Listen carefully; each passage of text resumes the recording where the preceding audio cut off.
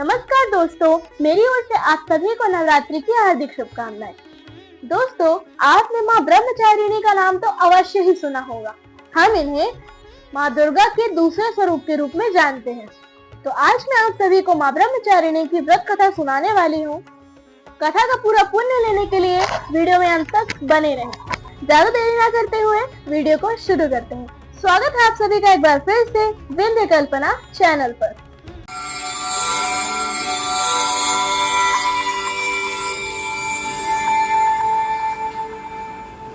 तो दोस्तों, सर्वप्रथम हम ब्रह्मचारिणी का अर्थ जानेंगे।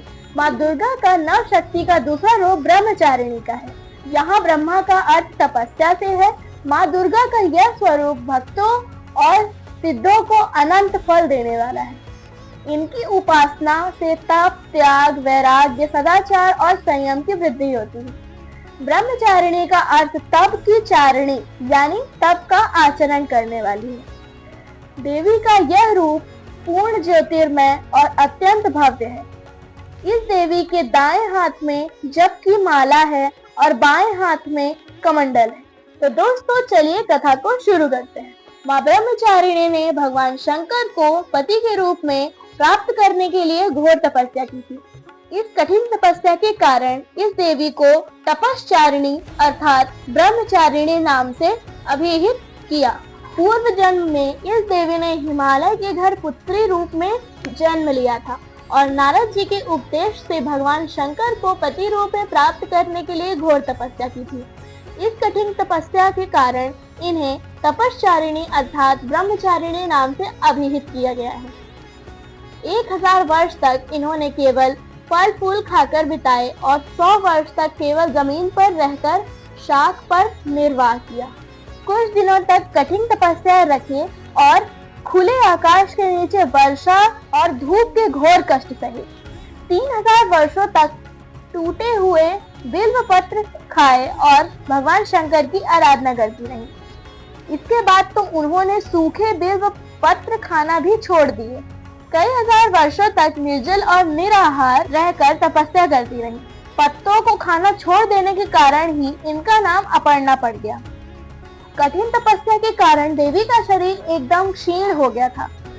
देवता, ऋषि, सिद्धगण, मुनि सभी ने ब्रह्मचारिणी की तपस्या को अभूतपूर्व पुण्य कृत्य बताया, सराहना की और कहा, हे देवी, आज तक किसी ने इस तरह की कठोर तपस्या नहीं की। यह तुम्ही से ही संभव थी।